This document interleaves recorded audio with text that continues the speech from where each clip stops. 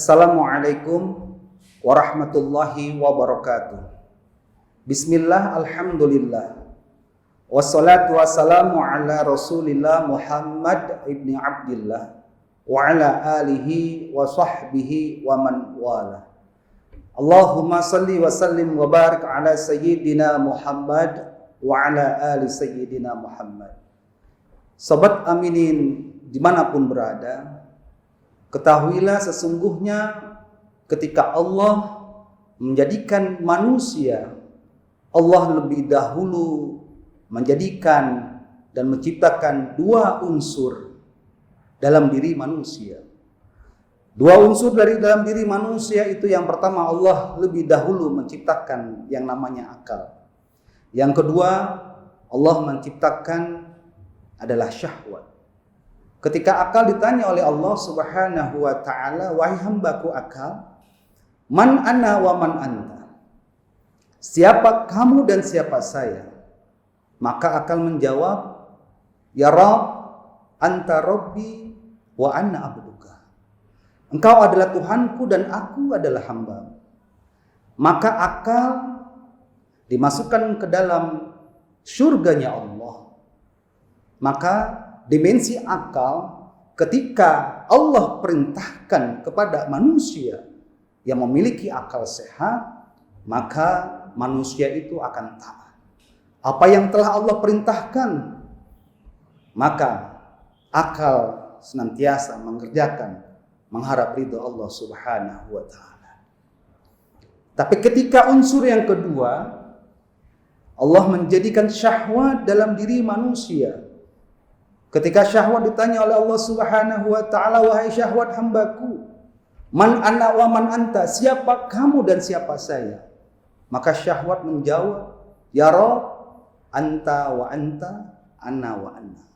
Engkau adalah engkau, saya adalah saya. Begitu sombongnya syahwat kepada penguasa alam jagat raya semesta, Allah Subhanahu wa ta'ala. Maka dalam diri manusia sangat wajar ketika ada mungkin di sekitar kita, ada yang sombong, ada yang hasut, ada yang dengki. Karena syahwat menjadi nahkoda. Syahwat menjadi pengendali dalam diri manusia.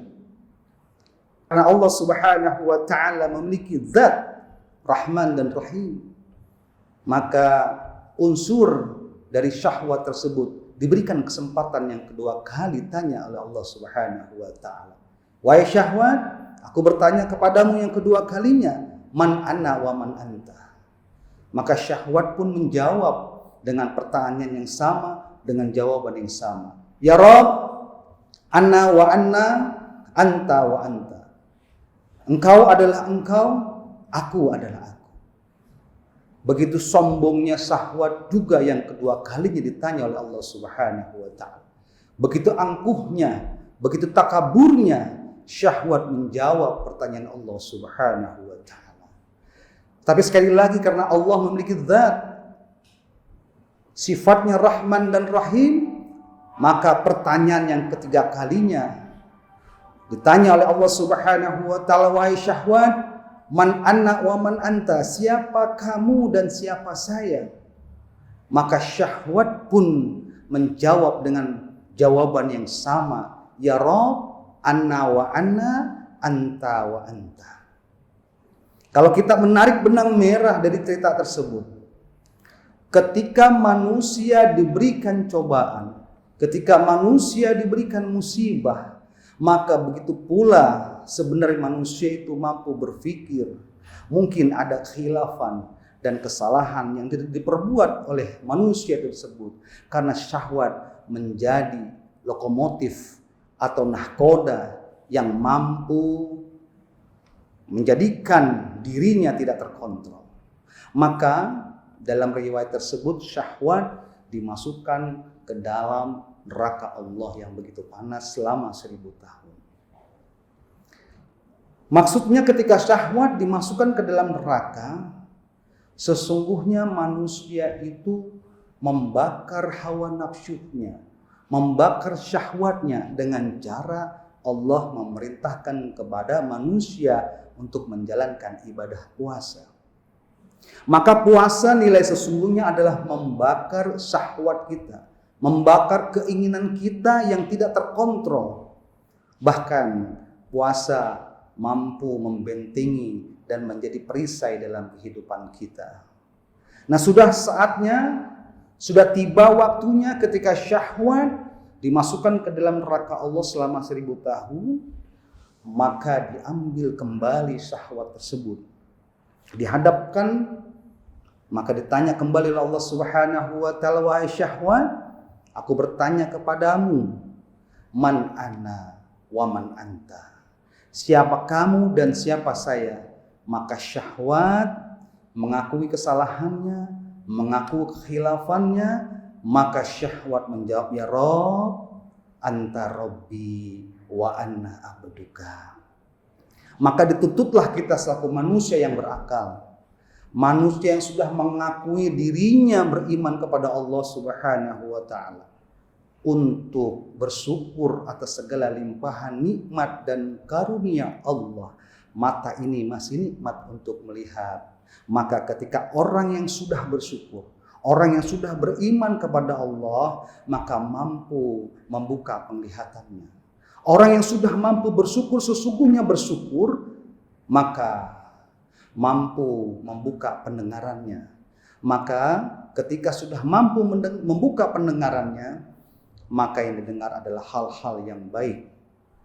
Mensucikan kembali diri kita bahwa sesungguhnya syahwat antara akal tetap bersemayam dalam tubuh manusia, tidak mampu dan tidak bisa dipisahkan.